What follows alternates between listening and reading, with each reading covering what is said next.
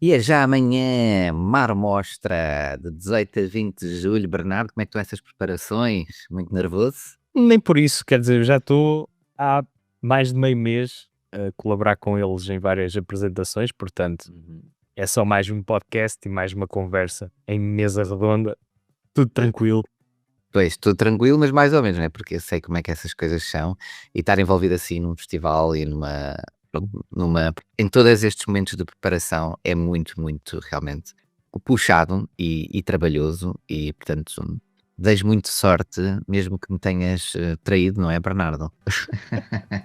Tu falas como se tivesses conhecimento de causa, até parece que tu tens iniciativa, alguns prémios quaisquer, não é? Que parece que falar, não é? Com esse conhecimento, eu não sei de nada. Não sei de nada, exato. Não, mas é trabalhoso, sem dúvida, e logisticamente, e depois preparar tudo, press release, isto e aquilo, e portanto espero mesmo sinceramente que corra tudo muito bem. De certeza que vai ser muito, muito bom e vai ser divertido. Ainda por cima, lá está, é um festival muito diferente, é um festival internacional e é junto à praia, portanto, está bom tempo, deve ser uma coisa. Eu acho que é uma coisa muito boa aliar o cinema a um espaço que normalmente não é associado ao cinema, não é? Porque o cinema é associado à sala de estar, ou à sala de cinema, obviamente, e uma sala de estar, digamos assim, mas não normalmente, tipo, sei lá, a um bar, ou uma praia, ou tens aqueles momentos, obviamente, de cinema ao ar livre, mas nunca assim tão diretamente ligados ao exterior e à praia. Eu acho isto uma proposta interessante e depois também a temática dos filmes estar ligada ao mar. Hum, Queres destacar mais alguma coisa, Bernardo? Este Mar Mostra que está já aí aqui à porta? Mar, tradições e ambiente. Vão ser uma série de curtas exibidas no dia Uhum, 18, 19 e 20 de julho.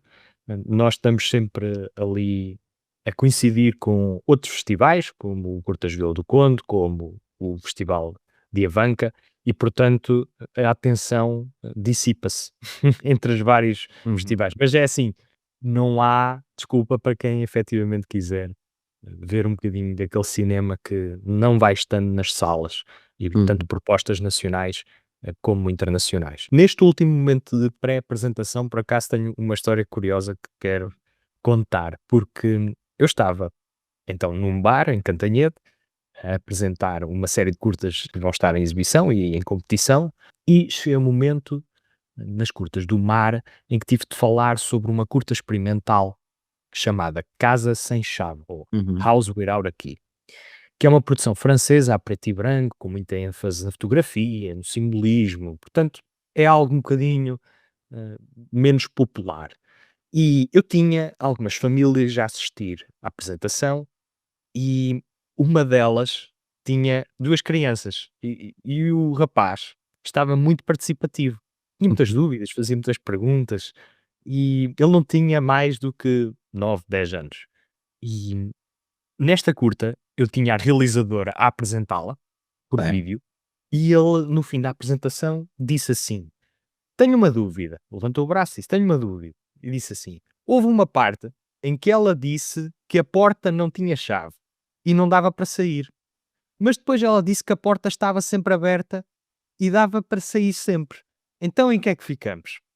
Pá, e a sala desmancha-se a rir, porque efetivamente, estas questões de ambiguidade, de sentido duplo, questões complexas para as quais eu me preparo para depois comentar a um público que eu tenho na minha mente, que é um público que é interessado, obviamente, claro. mais ou menos cultivado, mas eu preparo com um jargão um bocadinho técnico e depois, por exemplo, para falar de natureza morta, e depois confronto-me com uma audiência que vai contra a expectativa. Tenho crianças a assistir às apresentações e tenho que me adaptar. Depois tenho que explicar o que é isto da duplicidade, porque é que uma casa sem chave pode simbolizar que é uma casa com a porta sempre aberta, ou pode simbolizar que a protagonista está presa, reclusa em casa, uma prisão emocional. Para explicar isto a uma criança de 8 ou 9 anos. É a Não é boa fácil. sorte, não é? Pois. Mas é muito engraçado, depois fica engraçado porque os adultos depois ficam a olhar todos para mim e dizem assim ao miúdo: "Agora deixa o senhor explicar." E eu agora, pronto, agora é que me meti numa boa. Exato. Mas é muito, muito giro porque já noutra apresentação foi uma rapariga estrangeira a que deu Exato. especial atenção. Conta. Agora tive crianças especialmente atentas, adoravam o tema do ambiente, adoravam o ambiente. Depois chegava ao mar, adoravam o tema do mar. Eu perguntava-lhes: então preferes praia ou piscina? Ah, prefiro praia. Porquê? Por causa das ondas. Impecável. Pá, esta aproximação e esta curiosidade, eu penso que é um bocadinho o objetivo destas apresentações e de descentralizar um bocadinho a cultura, levá-la aos espaços onde estão as pessoas efetivamente a estar a conversar naquela hora, foi a estar atentos à apresentação e a Exato. discutir alguns temas. Eu penso que, aliás, saí de lá deliciado, deliciado, porque se eu conseguir impactar a noite daquela criança, de alguma maneira, depois incentivei-o a interrogar, ele achava algumas imagens assustadoras, eu disse-lhe para olhar com mais atenção, para reparar em certas coisas, para não desistir à primeira quando não entendia. Pá, e só esses incentivos, e se eu tiver feito um bocadinho de diferença na vida daquela pessoa, naqueles 50 minutos, ótimo, saí deliciado. Muito bem, muito bem. Olha, fico muito contente, que história gira.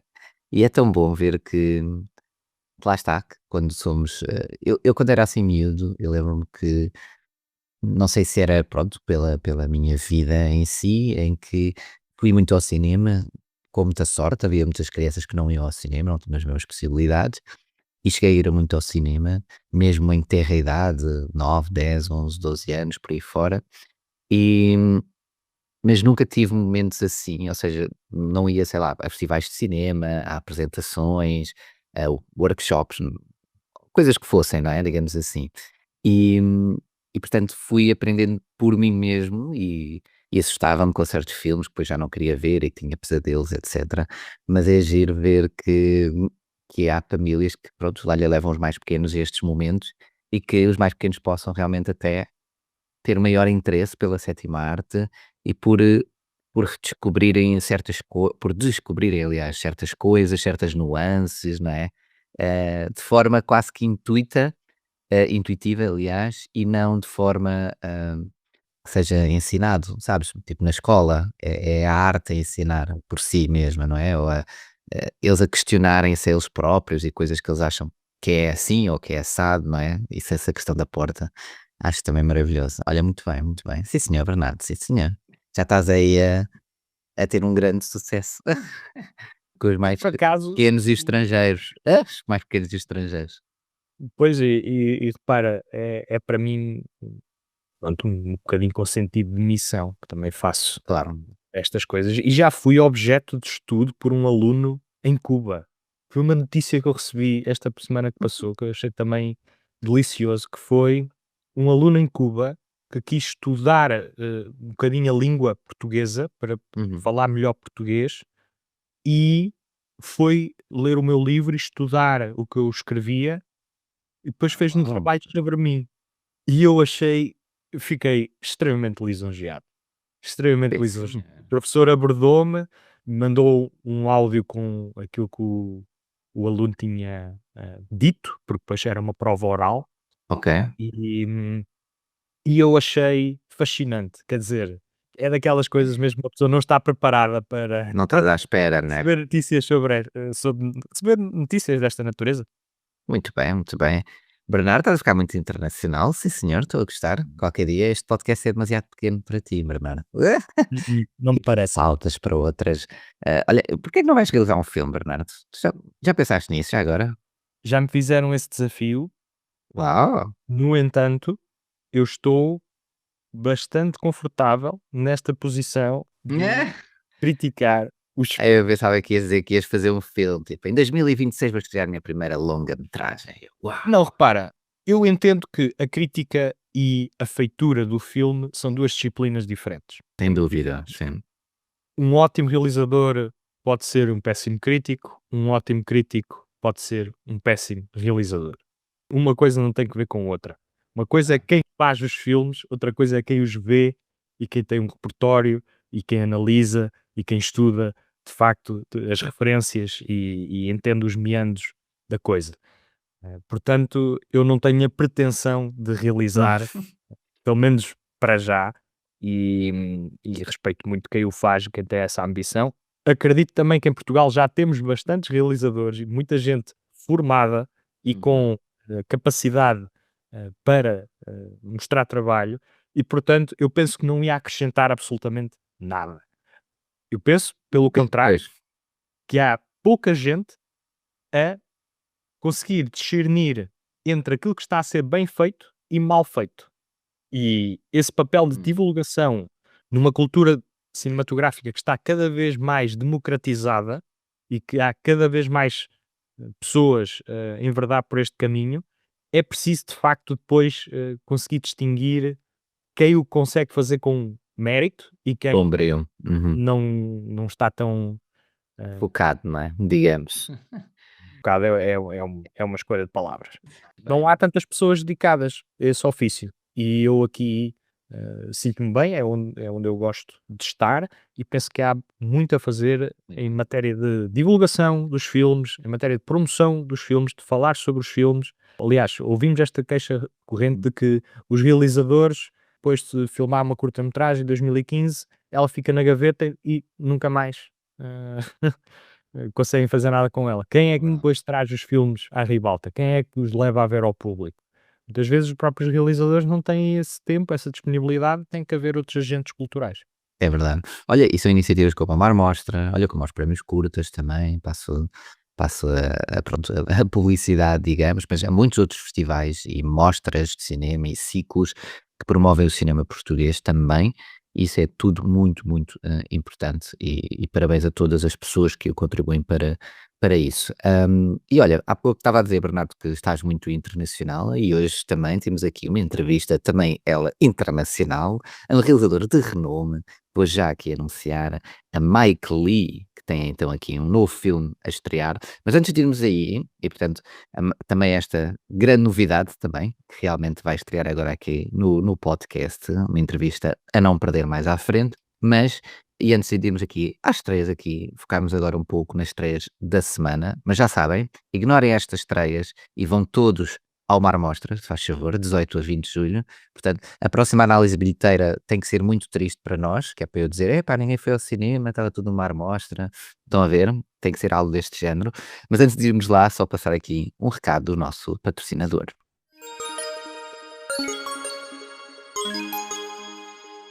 Bernardo, sei que tens vibrado com filmes como Titane e A Substância. É verdade, as mulheres no terror estão em grande. Uhum, mas sabes o que é que me tem tirado o sono? Fala-me lá dos teus demónios. Olha, são as faturas das telecomunicações.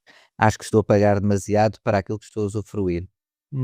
Sei como exorcizar esse mafarrico. Já ouviste falar da Conversas e Meios? Nem por isso. Que empresa é essa? A Conversas e Meios analisa as tuas faturas de telecomunicações sem quaisquer compromissos ou encargos e ajuda-te a encontrar a opção mais adequada para o teu dia a dia. Trabalham com a NOS, Mel e Vodafone. Eles também operam aqui em Lisboa? Olha, excluindo as ilhas, trabalham para todo o país. Simulam as melhores alternativas para poupar dinheiro e poderes dormir mais descansado. Fantástico, tenho de os contactar. Sempre gostei de deixar os fantasmas para os filmes. Envia a tua fatura para o e-mail conversasemails@gmail.com, descreve as tuas necessidades e aproveita o filme que quiseres sem o susto das contas elevadas. Isto até pode ser publicidade, mas é inspirado em factos reais.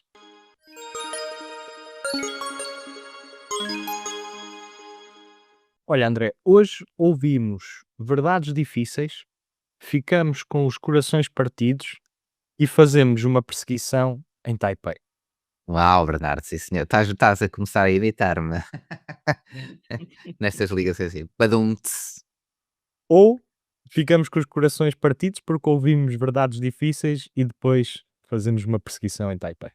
Por acaso, a posição em Taipei é que, tipo, foge um bocado aí, porque as outras duas até combinam bem, né? Os corações partidos por causa das verdades difíceis. É uma coisa muito profunda. Sim, É senhor. verdade, é verdade. Portanto, como estavas a dizer há pouco, Verdades Difíceis estreia hoje e temos a conversa com o realizador Mike Lee. Portanto, mais um drama, aqui um tragicómico, de certa maneira, do mestre do drama humano. É verdade. Depois temos aqui uma estreia surpreendente, Corações Partidos, de Gilles Lelouch, um ator muito conhecido em França, que segue os caminhos da realização para o seu segundo filme a solo. Uhum. E depois aqui um filme de ação com traços de thriller e aventura mais descontraído, chamado Perseguição em Taipei, com Luke Evans à cabeça. Um filme de George Wang. É um bocadinho isto. Muito bem, muito bem. Portanto, olha, 3 estreias que também me parecem bastante diferentes, portanto, um filme mais hollywoodesco, outro britânico à la Mike Leigh, e aqui uma outra proposta, francesa, em francês, certo? Muito Exatamente.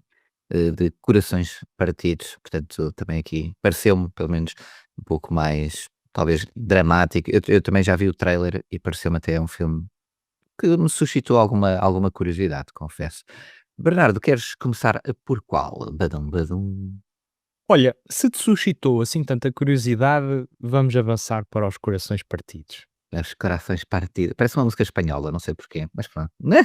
É verdade, mas há pouco de Coração. espanhol É? no drama Neste filme. com Olha, será espera aí, chega agora, só fazer um à parte por falar em espanhol. Tenho que dizer isto em muito poucas palavras, e sem dar nenhum spoiler, mas tive a oportunidade e a sorte de ir ver, um visionamento de imprensa do filme Sirat, que é um filme espanhol, e aliás é uma coprodução Espanha, Marrocos e também francesa, salvo erro, que ganhou menção honrosa em Cannes. E olha, é sem dúvida, para já, um dos filmes do ano.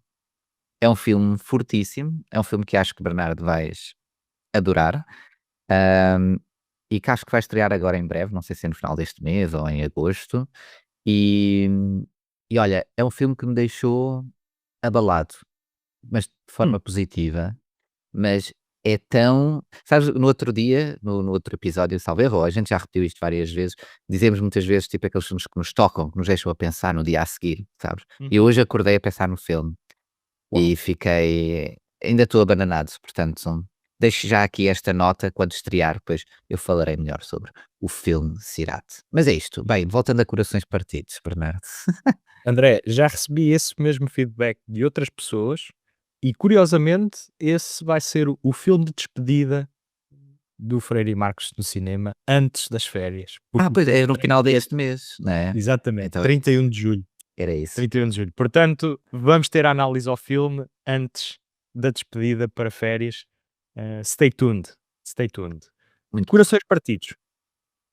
Estreou originalmente no Festival de Cannes em 2024, em competição pela Palma de Ouro, que perdeu para o Anora, como bem sabemos, o filme que chegou a ganhar o Oscar de melhor Hum, filme.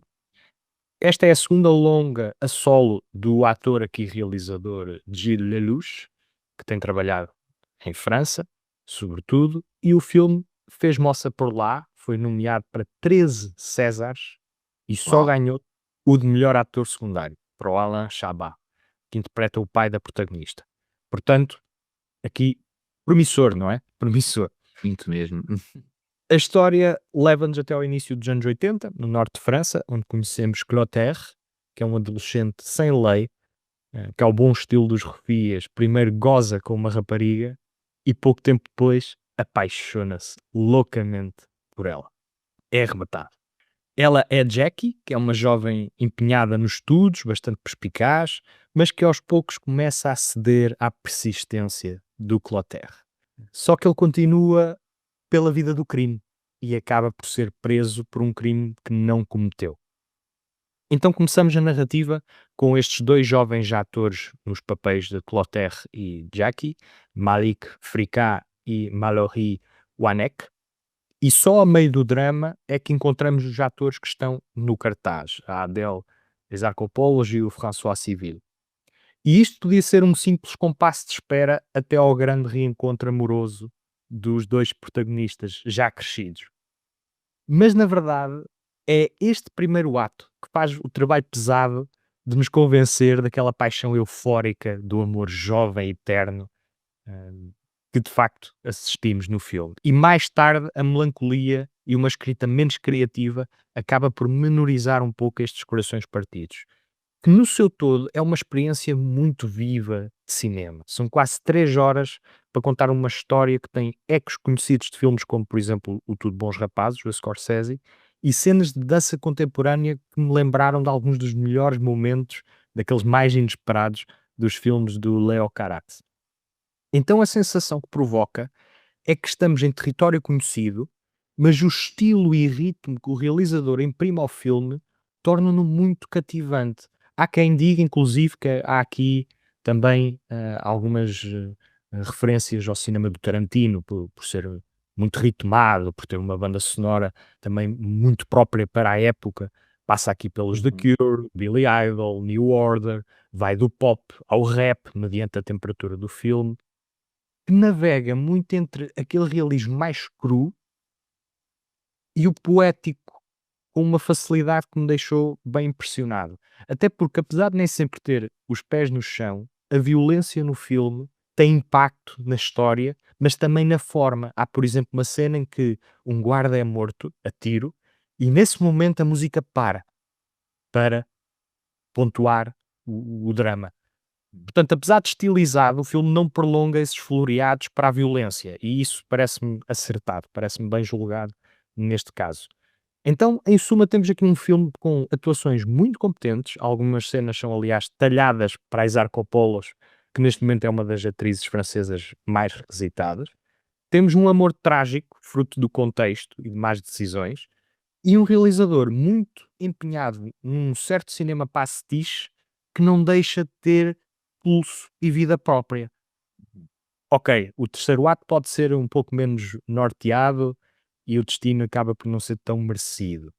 Mas beliscou pouco o meu entusiasmo pelo filme. Eu penso que é um filme muito vibrante e que eu adorei ver, em contraste com um certo marasmo de cinema corriqueiro e genérico que tem havido por aí. Portanto, é um destaque, na minha opinião, estes Corações Partidos. Um filme que me surpreendeu e que eu recomendo. Muito bem, olha, muito bem. E eu lá está, eu fiquei curioso quando, como estavas a dizer há pouco sobre este filme, e é curioso também que quando estavas agora a falar até mesmo da parte musical e de ser um pouco, como é que eu ia dizer, disseste plástico, mas aqui é muito diferente, mas é engraçado como também no Cirato, por exemplo, a banda sonora é uma coisa fulcral para o filme e que pontua, tal e qual como tu disseste, momentos do filme chaves, mas de forma belíssima, muito, muito bem construído a nível de narrativa e daquilo que quer depois passar. Mas pronto, depois quando tu vires, has de. Acho que podes fazer esta comparação, se calhar, com este filme. Eu não tendo visto Os Corações Partidos, pode ser que até lá veja, entretanto, e podemos até comparar. Mas é realmente um filme onde também a banda sonora é, conta muito, sabes, para a história.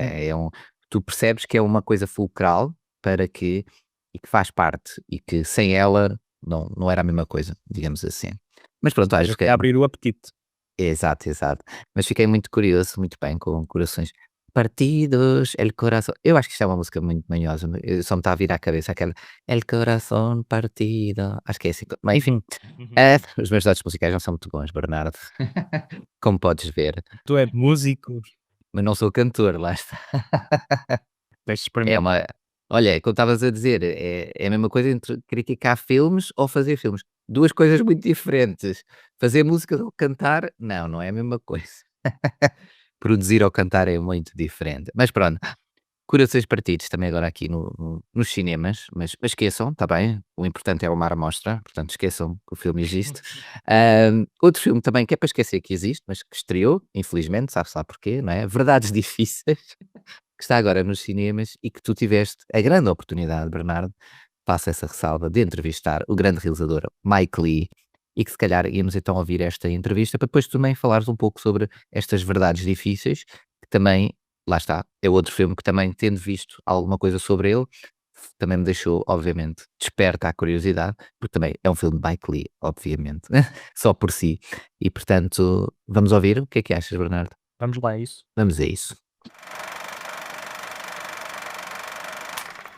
Sir Mike Lee, welcome to the show. How are you doing in these strange and tough days? Well, they are tough and strange and very worrying, actually. I mean, the world is going to hell. And it's very worrying indeed. That's, of course, it's desperate, really. Yeah, but today we're talking about a topic that's a little bit joyful, right? Hard Truths, your latest film centered on Pansy, a deeply unhappy housewife who lashes out at those around her. She's agoraphobic and paranoid, even of plants and animals. She's in constant conflict with her husband, Curtly, and her unemployed son, Moses. The only real warmth comes from her sister, Chantel, a successful hairdresser and single mother, who brings light to the story through her bond with her daughters, Kayla and Alicia. And Mike, at the center of the drama, we have an extremely unhappy and also unbearable woman. There are clues that point us through different directions regarding the causes of the depression, but they are never entirely explicit. The fact that it's never fully clear why Pansy is the way she is, do you see that as a mechanism that allows each other to somehow relate to her pain? Psychological mechanism for her. Is that what you mean? Yes. Yes, I see what you mean. I suppose so. I mean, obviously, she's a product to a degree of her background and of expectations and disappointments and all of that.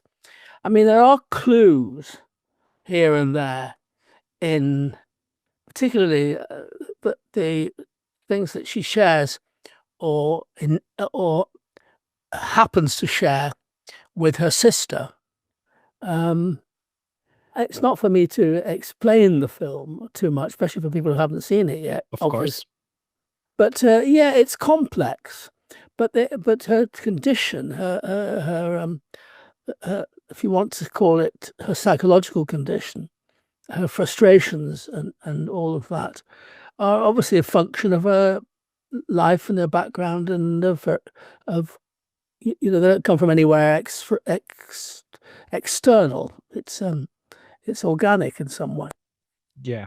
And the interactions are harsh, but before we're struck by the sadness and the pain that comes from witnessing such realistic situations, there were several moments when I couldn't help but laugh. And I know others have reacted in the same way. Do you think we laugh at the film as a way of coping with how uncomfortable some scenes can be? Is it a nervous laughter? Well, I mean, it's not your question needs to be slightly refocused. It's not about how people react to the film. It's not about the film. It's about life. Life is comic and tragic.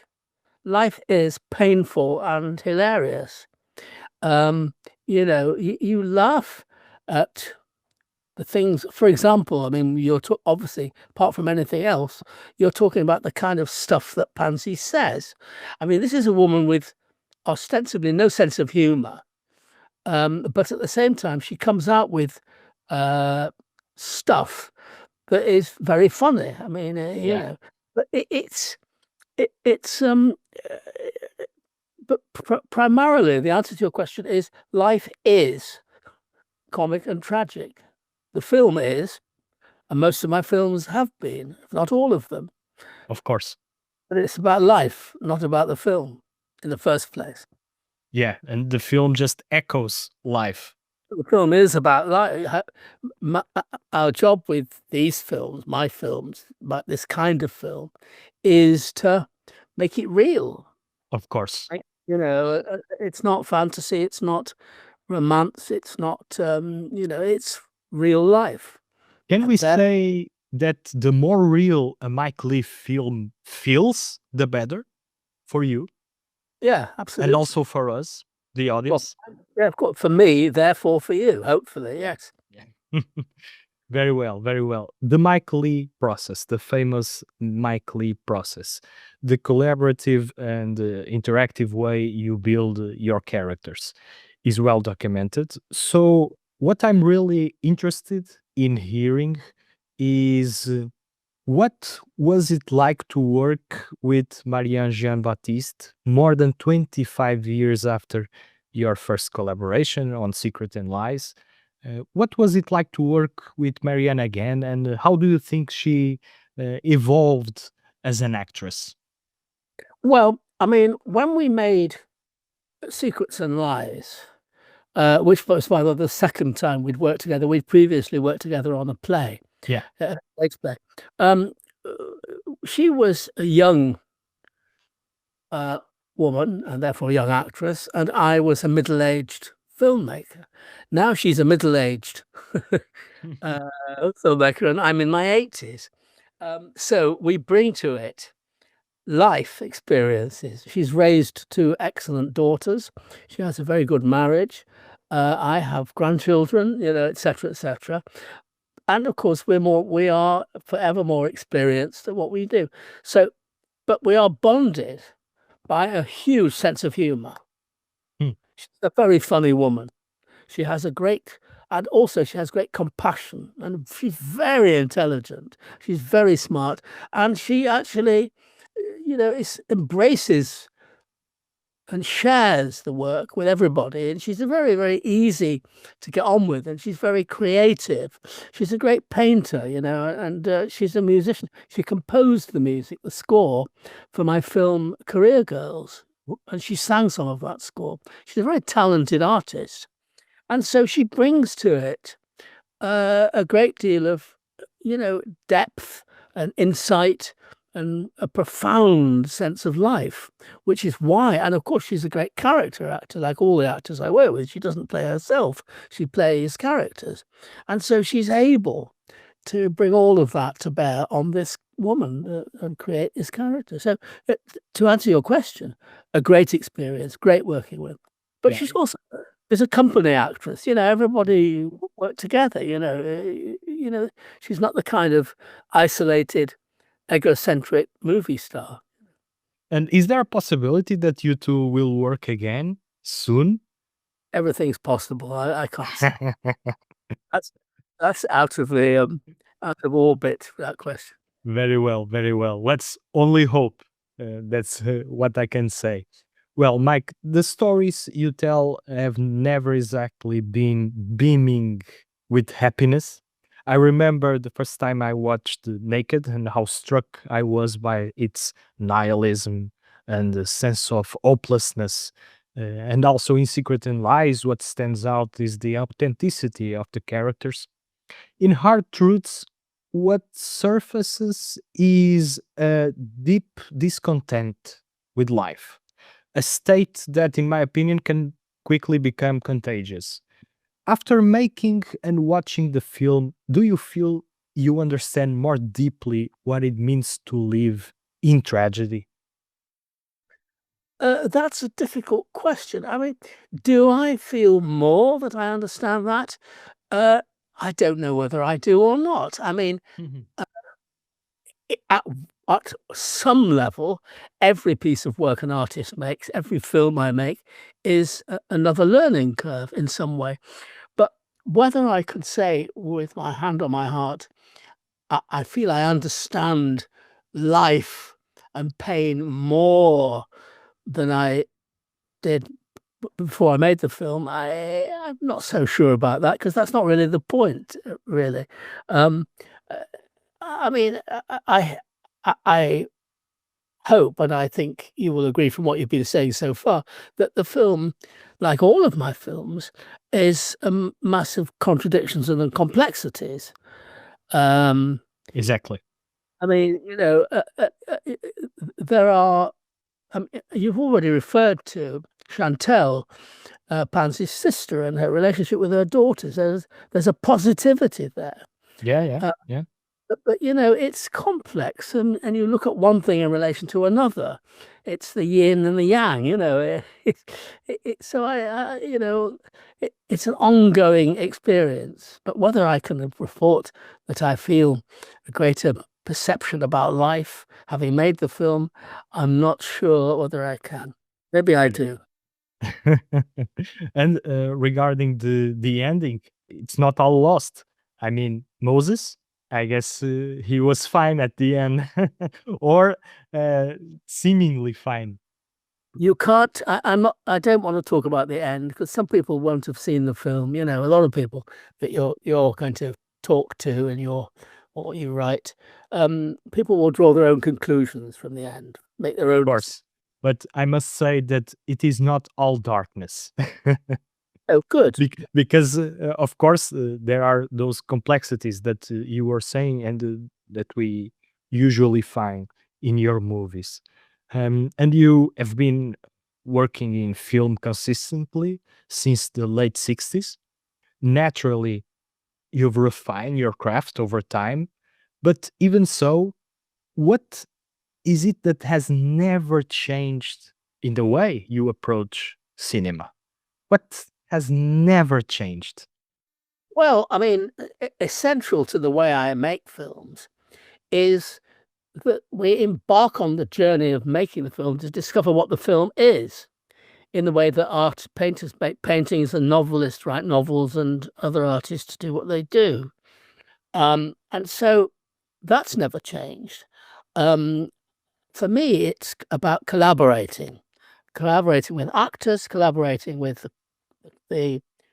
my fellow artists behind the camera or with technicians, and exploring and sharing and arriving at something which is distilled and hopefully meaningful about life. And that basically is what I've been doing, as you say, for a very long time. And that in principle has never changed. It's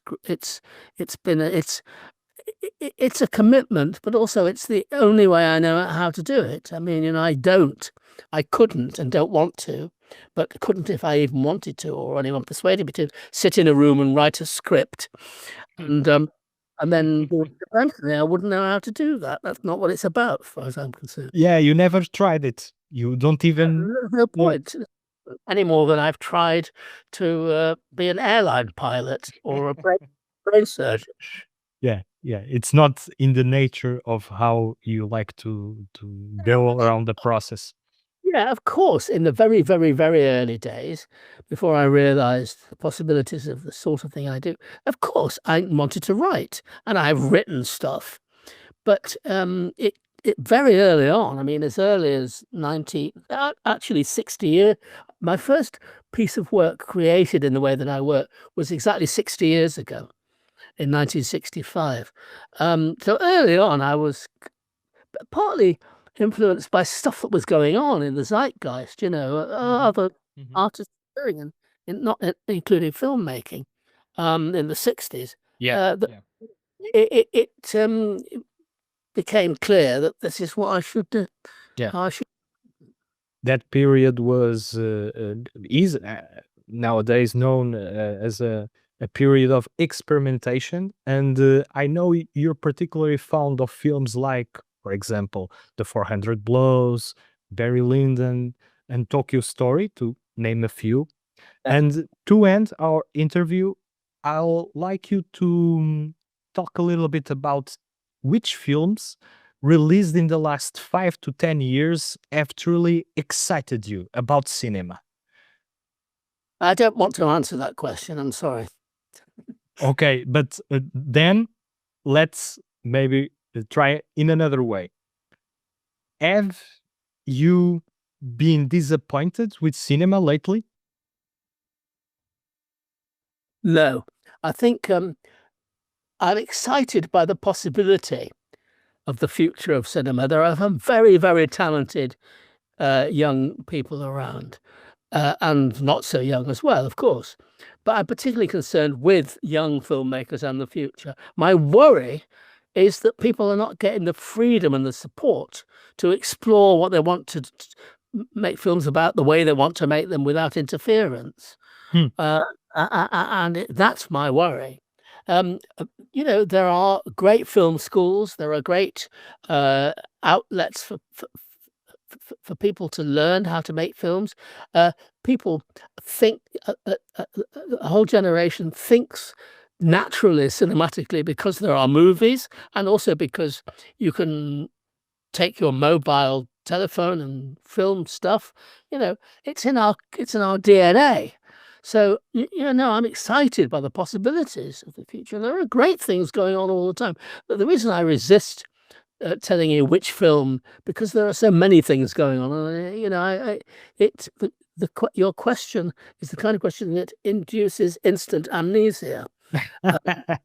But sometimes you have 2 or 3 films that really struck you, and it's on the top of your mind. Yeah. I have some. No, sure. But no. Look, apart from anything else, I mean, I just love movies, basically. So yeah, I mean, certainly your question was, am I disappointed Yeah. with cinema? The answer is no. Am I disappointed with some cinema? The answer is yes. I'm disappointed with the domination of resources by cynical, commercial, American-backed movies that eat up the talent, that occupy the space, Yeah. make it difficult for independent, indigenous, intelligent, committed films that many people want to make. It prevents them from happening. That's what I'm disappointed by. But overall, not at all. I mean, I get free pass to the London Film Festival every year. I go to other festivals, but that's my local festival. And it's as you know, the London Film Festival is a huge festival. It shows so many films. It's a feast. Every year is a feast of new films. So no, I'm not disappointed with, but it's world cinema we're talking about, Of course. as opposed to Hollywood. Yeah. And in Portugal, we have the same struggles regarding the distribution and the means of production. It's not easy. But Mike, that's for another day. Thank you so much for your time. I hope we can see a new Mike Leigh film soon. But for now on, with Hard Truths, we are really well served. Really well served. Very much indeed. Thank you for talking. Thank you. Bye-bye. See you at the movies, Mike. See you at the movies. Bye-bye. Bye-bye. Thank you. Quando um realizador como este faz uma referência, e ele fez isto durante a entrevista algumas vezes, mais no início, aliás, mas que faz aquela referência de que eu faço os filmes para as pessoas, ele nunca quis falar muito do sentido em que o filme, ou certas coisas que o filme tem, o que é que ele quer explicar com aquilo, ou o que é que ele quer fazer com que as pessoas sintam com aquilo. Ele diz que cada um vê o filme e sente aquilo e percebe-o e entende-o da forma como entender, e ele também refere muito que ele faz filmes reais, não é? Ou seja, ele até diz numa parte que lá está, isto não é ficção, isto é a vida real, não é? E eu valorizo muito isto, eu pessoalmente, olha, é tal coisa como ele também estava a dizer, é um pouco quase parafraseal, em que cada um obviamente assim faz o seu entender de certos filmes, e também às vezes em dramas, principalmente dramas humanos, não é? A pessoa, eu acho que instintivamente reflete a sua vida pessoal, não é? O que é que a pessoa já passou por, e pode rever-se ou não em certos filmes, em certas temáticas. Sabes o que eu quero dizer, não é? Eu posso ver um filme que acho muito, muito bom e não me rever naquela história. E posso ver outro filme que também acho muito, muito bom e que me revejo, e que por me rever pessoalmente naquela história tem um outro impacto, sabes? E eu acho que os filmes do Mike Leigh conseguem muito bem quase estar nessa ponte, no meio dessa ponte. Ou seja, às vezes um tema que não é muito, não se liga muito à tua vida pessoal, e aí a cada um pessoalmente, mas que mesmo assim consegue tocar em qualquer coisa que tu ou já passaste, ou já imaginaste, ou já sonhaste com. E eu acho que isso é a força que a cinematografia de Mike Leigh tem. Não tendo visto ainda estes Verdades Difíceis, mas é um filme que está muito na minha watchlist, que eu gosto bastante de Mike Leigh. Acho que é mais um filme em que ele se calhar consegue fazer isso, mas pronto, deixo isso para ti, Bernardo. Não sabes que o que estavas a dizer, de certa maneira, vai ao encontro daquela ideia de não nos dar a história toda mastigada. Sim, sem Deixar dúvida. certas brechas para nós conseguirmos encaixar-nos. Um filme onde nos dão a papinha toda feita acaba por ter pouco espaço para nós imaginarmos, para nós fazermos a tal reflexão que estavas a dizer, para nos revermos no filme, e isso é parte também da magia destas verdades difíceis. Portanto, o filme foi nomeado para o BAFTA de melhor filme britânico do ano e também para melhor atriz, no caso, Marianne Jean-Baptiste, e este Verdades Difíceis é então a mais recente estreia de Mike Leigh, continua empenhado em explorar as complexidades das relações humanas, desta vez com a história de uma família negra em território britânico que tem no centro Pansy, interpretada pela Marianne Jean-Baptiste, que é uma dona de casa profundamente infeliz, paranoica e mal disposta, que descarrega as suas frustrações em tudo e em todos. Ela é tão desagradável que chega mesmo a fazer rir, e daí é que vem o estilo de comédia negra que vemos no filme. O seu marido é canalizador, o filho está desempregado, extremamente desmotivado, e tem uma irmã que tem uma vida um pouco oposta, mais estável e também emocionalmente mais gratificante. Gera um salão de cabeleireiro, é mãe solteira, mas tem 2 filhas bem-sucedidas. Então, neste quadro que o Mike Leigh começa por pintar, o drama, como o próprio diz na entrevista, quanto mais fiel for à vida, melhor se torna. E a verdade é que o filme agarra-nos pelo colarinho e leva-nos a crer que estamos a assistir a uma vida desfeita, sem explicar por A mais B os porquês da amargura da Pansy, mas deixa-nos as pistas suficientes para montarmos o puzzle da sua vida, daquilo que ele levou a este estado de profundo descontentamento. E isso vai tocar precisamente no que estavas a dizer. São muitas vezes filmes que, por não serem completamente fechados, por haver várias brechas por onde podemos entrar, completar, discutir, daí vem o entusiasmo pela complexidade humana. E podíamos, no entanto, cair na caricatura fácil, não é? Desta depressão, num certo estado de letargia ou de blues, digamos assim. Mas a Jean-Baptiste, que chegou a ser nomeada pela sua interpretação no filme Secrets and Lies, em 97, dá um ânimo à personagem que evita aquela pose feita da pessoa que está cerrada em si mesmo. Ela dá-nos a ver as suas vísceras. É uma pessoa que está pensada e criada em 3 dimensões, alimentada pelo que as outras personagens lhe vão dizendo. E isso é crucial para fazer com que o filme funcione, porque há pouca história, é um filme leve em história, mas riquíssimo em personagens e em pequenos gestos. E lá está, é nesta teia de relações que eu penso que o Verdades Difíceis torna-se um filme duro, empático, mas tragicómico, como só a vida consegue ser. E depois tem um final aberto que nos permite refletir sobre o filme com grande entusiasmo e também curiosidade por esta experiência humana.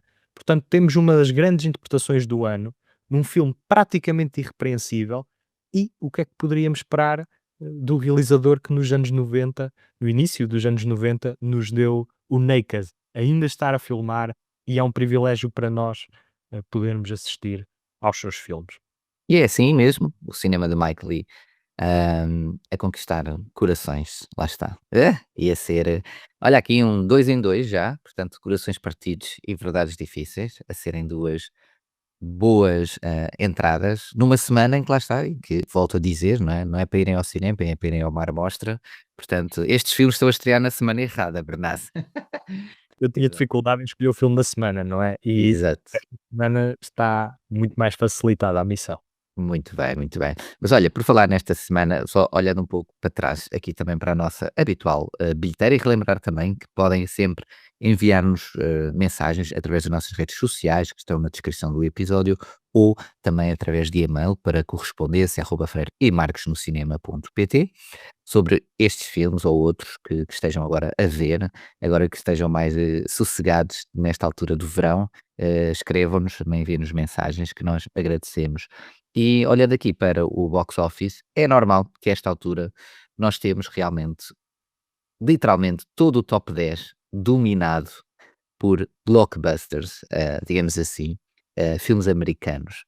Portanto, é uma coisa realmente surpreendente, mas é normal. Estamos a meio de julho e, portanto, todo o top 10 não tem aqui muitas movimentações. Tem uma entrada, como a gente falou já na semana passada, que já seria de esperar, mas todo o top 10 levou pelo menos 1000 pessoas ao cinema. Aliás, em 10º lugar, quase 2000.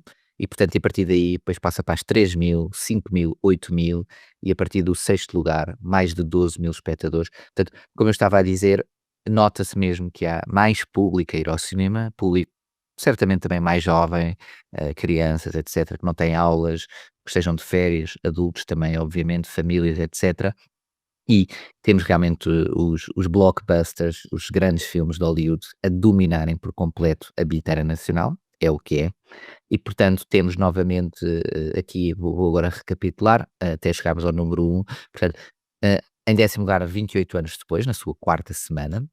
Depois temos Smurfs, o grande filme, que é o filme que ainda não estreou, mas que vai estrear agora, mas que com aquelas sessões especiais antes da estreia, portanto levou aqui já muita miudagem, digamos assim, a ir ver.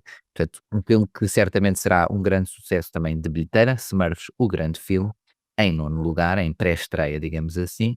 Depois temos em 8º Missão Impossível, o ajuste de contas final, que foi um filme que tinha estreado, lembras-te, não é, Bernardo? Em primeiro lugar, ainda não tendo estreado, que foi um feito Exatamente. aqui único neste top 10, até agora, pelo menos desde que a gente começou este podcast, e que, portanto, está aqui em 8º lugar na sua 8ª semana, portanto, é sem dúvida também um dos filmes mais vistos do ano e que já passou aqui a barreira dos 2 milhões de euros em receita bruta acumulada e que passou agora, basicamente, neste fim de semana, portanto, a ser outro sucesso da saga Missão Impossível. Em 7º lugar, O Match Perfeito, na sua 5ª semana, a ser aqui o romance e talvez aqui um dos romances mais vistos deste ano, porque tem feito aqui uma boa, uma boa prestação, digamos, na bilheteira, a levar muito público ao cinema. Já ultrapassou as 100 000 pessoas que já foram ver este filme, portanto, um marco incrível, o match perfeito. Em 6º lugar temos Hélio, o filme da Disney, que não foi assim um sucesso estrondoso como talvez seria de esperar. Na sua 4ª semana já está em 6º lugar e, portanto, ainda não chegou aos 80 000 espectadores acumulados, mas deverá chegar lá e se calhar passar até os 100 000, mas está a custar a este Hélio. Em 5º lugar, outro filme Disney, mas neste caso com muito maior sucesso, Lilo e Stitch, que só em comparação está em 5º lugar e está na sua 8ª semana, portanto leva mais pessoas e está o dobro do tempo que já estreou em comparação com o Hélio e que julgo continua a ser o filme mais visto deste ano até à data e que já passou então a barreira dos 3 milhões e 700 mil euros acumulados, mais de 600 000 espectadores. É um sucesso estrondoso. Em 4º lugar, Como Treinar o Teu Dragão, aqui na sua 5ª semana também, já mais a perder um pouco de força, mas mesmo assim ainda a ser um sucesso de bilheteira e a levar mais de 15 000 espectadores ao cinema. Depois, em 3º lugar, Mundo Jurássico, Renascimento, na sua 2ª semana, portanto, que caiu aqui um pouco em comparação até com F1, como já tínhamos visto, e F1 conseguiu afinal ficar em 2º lugar, mas está muito iguais, levaram cerca de 34 000 espectadores neste fim de semana. Mas depois, obviamente, a estreia da semana, que estreia diretamente em número 1, o filme mais visto do passado fim de semana, Super-Homem, Superman, a nova aposta da DC, aqui um blockbuster que conseguiu levar mais de 51 000 espectadores ao cinema. Acho que é uma estreia, obviamente, considerável, mas também não é, assim, uma grande estreia. Julgo que Lilo e Stitch teve muito mais adesão, mas é um regresso à forma, diria eu, de um super-herói, um filme de super-heróis, neste caso não pela mão da Marvel, ou da Disney Marvel, mas pela mão da DC ou da DC Comics e, portanto, temos literalmente aqui 10 blockbusters, digamos assim, hã, A dominar. top 5, exatamente, a dominar como previsto aqui, e acho que vai continuar assim o verão inteiro, digamos assim. É silly Depois, season.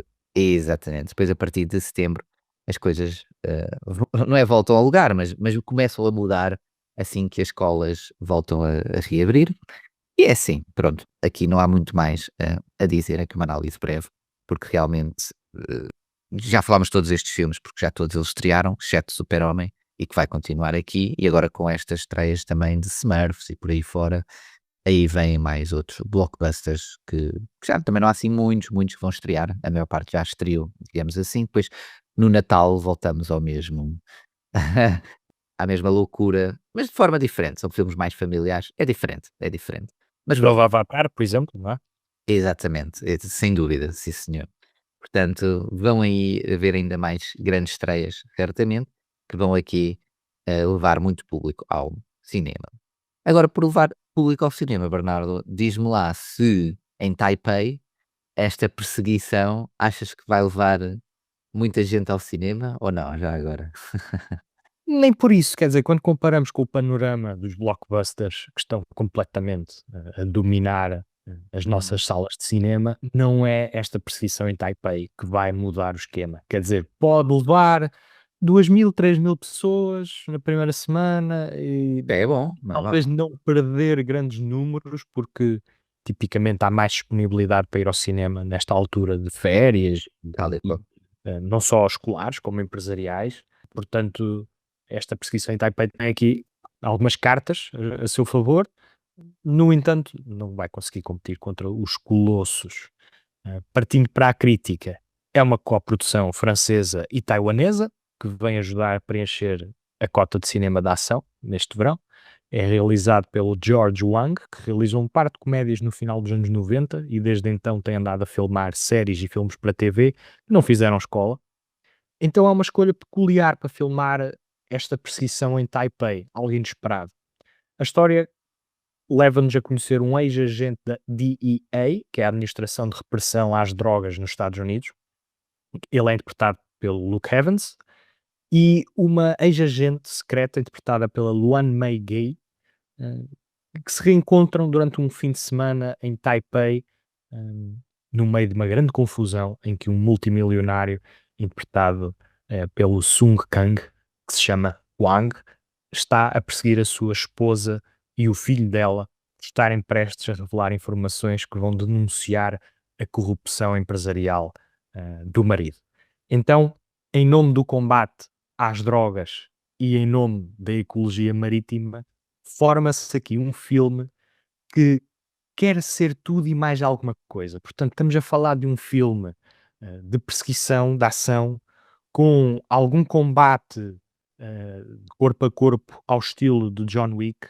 Uhum. Depois temos também uma faceta romântica, temos outra familiar e no meio disto tudo temos uma descrição visual da cidade de Taipei que acaba por dar alguma personalidade ao filme, de uma maneira também que me fez recordar, por exemplo, o Bullet Train do Brad Pitt.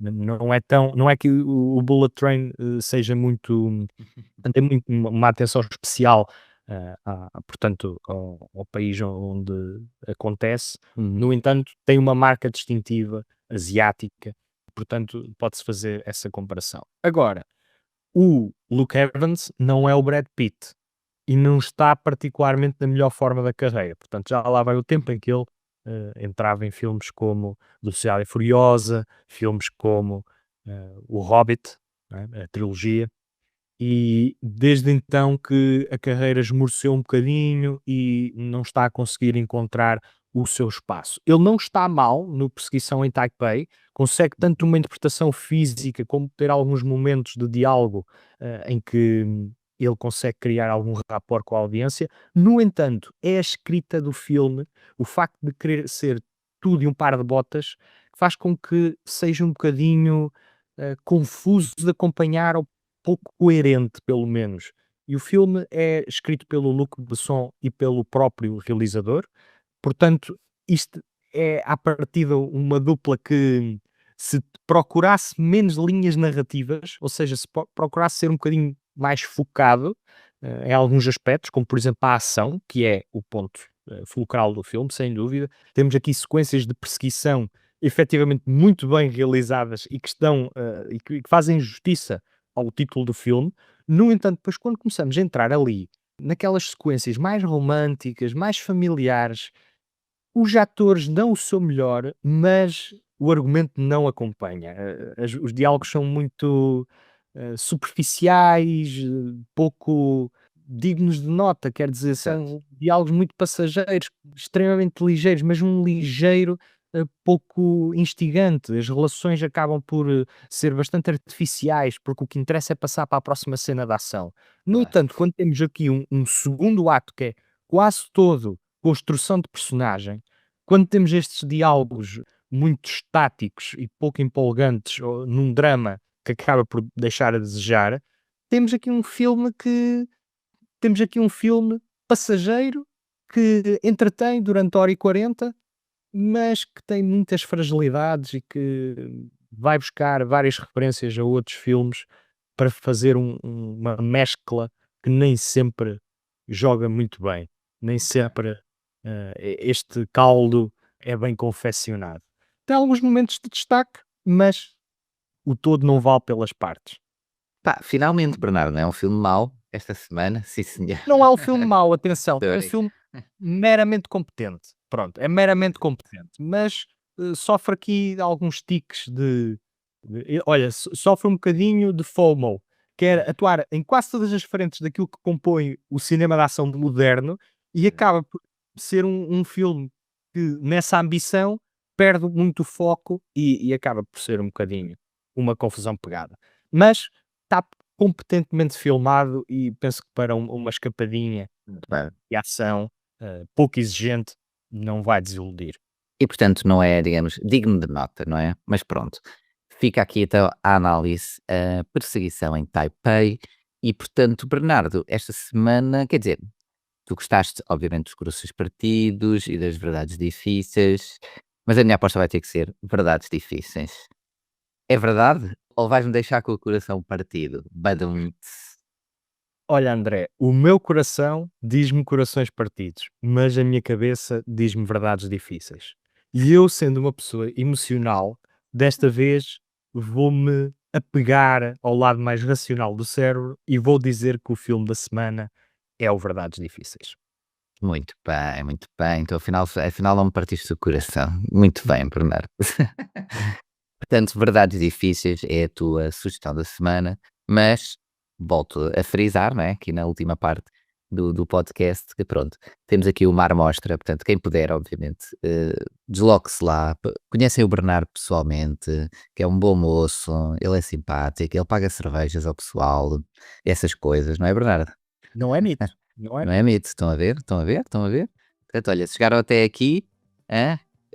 Se são nossos ouvintes a sério, já viram? Se forem para lá já sabem o que é que ganham. Mas pronto, força nisso, muito boa semana a todos e a todas os que nos ouvem e muito bom cinema, divirtam-se, descansem também, o que precisarem. Bernardo, queres dizer alguma coisa? Quero desejar uma excelente semana e que não ignorem estes corações partidos, apesar de não ter sido o filme da semana. Apareçam no Mar Mostra e vão ao cinema. Vão estar perto da praia. Espero que possam vir e participar nas várias atividades que temos e, claro, ver algumas curtas de qualidade. Muito bem, muito bem. Portanto, olha, por aqui ficamos, até para a semana.